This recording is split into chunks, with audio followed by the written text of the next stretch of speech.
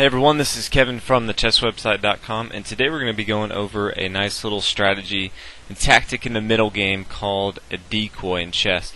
And what it usually entails is bringing an opponent to a poisoned square and forcing them by usually means of sacrifice by putting them in a square where they would not normally want to go. If you look at this situation and it's black's move, possibly the last move that you would expect black to make is bringing his queen to b5, because if he does that, we can bring our knight to c7, forking this queen. You're not going to see that move. But if you look at a different position, you may see an opportunity for white to force black to do that. So let's take a look at it. Let's give both sides bishops. We're going to go ahead and give white a light square bishop and black a light square bishop.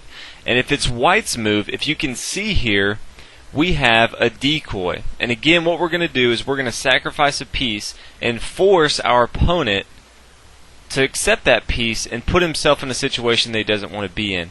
So as we talked about before, our dream scenario would be for this queen to come to b5. But how would we do that? And we do that by bringing our light square bishop to b5, pinning the queen down to the king.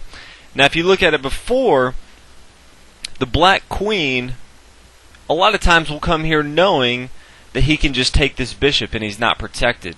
Because most people, when they look at protected pieces, they look at how this piece can be recaptured right away.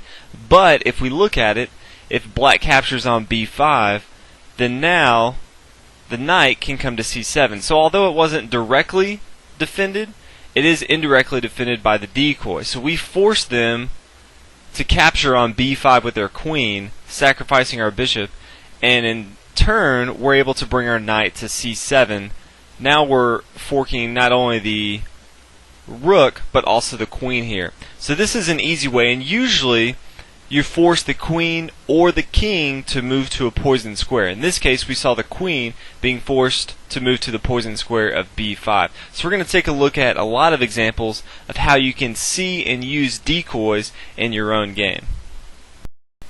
One of the most famous examples of decoy came from a popular game between Petrosian and Pac-Man, and it's white's move here.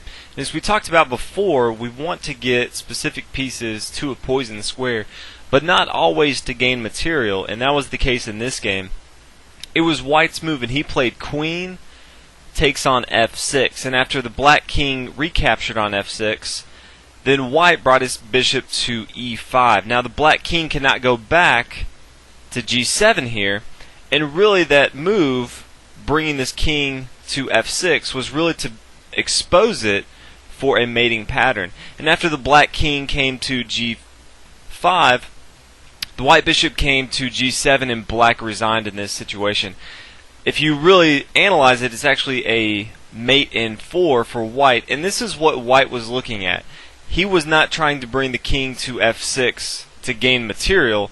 Quite the opposite. He was giving up material, but he knew that if he brought the king out and exposed him, then in turn he would have a mating pattern. So you always want to be looking for these things. Sometimes you may be bringing a queen or a king to a poison square to gain material, like we saw in the last example, or sometimes you want to bring the king into the center of the game so you can attack it and win the game. So always be looking for both scenarios if you're trying to gain material or just win the game.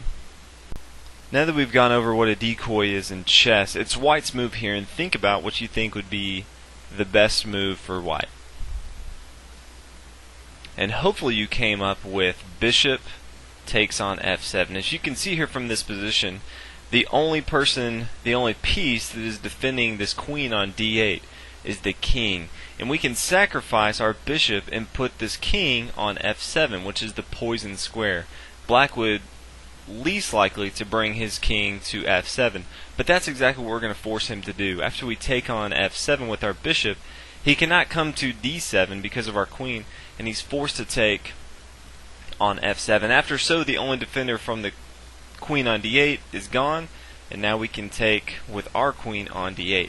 So always be looking for pieces that you want to attack or positions that you want to attack, and how you can bring pieces, most notably the queen and the king, and bring those pieces to poison squares so that you can in turn attack or mate the king. So let's go ahead and take a look at a few more examples. Let's take a look at another example, and this is actually from another famous game. So you may have seen this exact position before, but it's white's move, and think about what you think would be white's best move. Obviously it's a decoy, but think about what would be the best decoy in this situation for white. And hopefully you came up with queen to d8. The poison square on this position is d8, and so we're trying to draw the king to d8. In this instance, we're actually not going to gain any material. Instead, we're going to win the game even better. So after the king takes on d8, then we can come and bring our bishop to g5. And this is a double check. We're attacking with our bishop and our rook, and anytime a king is double checked, he has to move his king. He can't move any other piece. So he's forced to move his king. He has two legal moves. One is e8, and we can bring our rook to d8 and it's checkmate. Or his other legal move is king to c7, where we can bring our bishop to d8 and this is checkmate as well. So from this position early on, as you can see, we're going to give up an entire queen just so that we can get the king to the poison square of d8. So sometimes you give up a whole lot of material just to bring a king or a queen.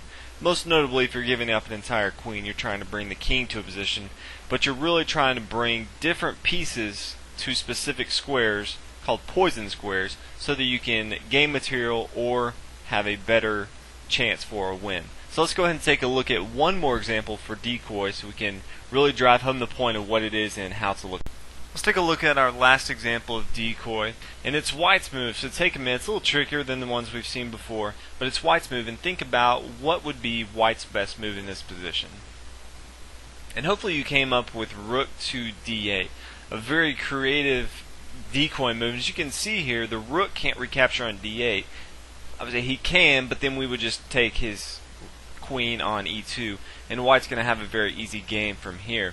But if you see after rook to d8, if instead he can't bring his king to g7 because of our rook on the g file, but if he brings his his king to h7, then we can now bring our rook to g7, attacking this king. As you can see here, he would like to recapture with his knight, but we have a pin with our queen here. We're pinning down the knight to the king, and it's always easy to see a pin on a specific position. It's a little harder to see a pin 2 moves down the road, but that's exactly what you need to do sometimes with the decoy. We saw that once we played rook to d8 that we could pin this knight down to the king after his only legal move was to h7. So it's very important to see this. But now if the king takes on g7, again he can't come to this 8th rank because of our rook. If he doesn't take this rook, he's going to be pretty much in the same trouble he is if he takes it. He's going to be mated. But if he takes on g7, then our queen can come down to g2, and there's really nothing that the black can do to save himself from defeat. He can try to bring his knight into the action, and we can just take. He can try to bring his queen into the action, and we can take. He really has no other options. He can never come to this 8th rank because of our rook, and at the same time we can use our queen and our pawn here on the h file if we have to. We're going to have a very easy win from here. It's mate in 5, but depending on what black does, we can have mate a little easier. So as you can see here, at the beginning we brought our rook to d8, baiting them, asking them to take our rook so we can have a queen.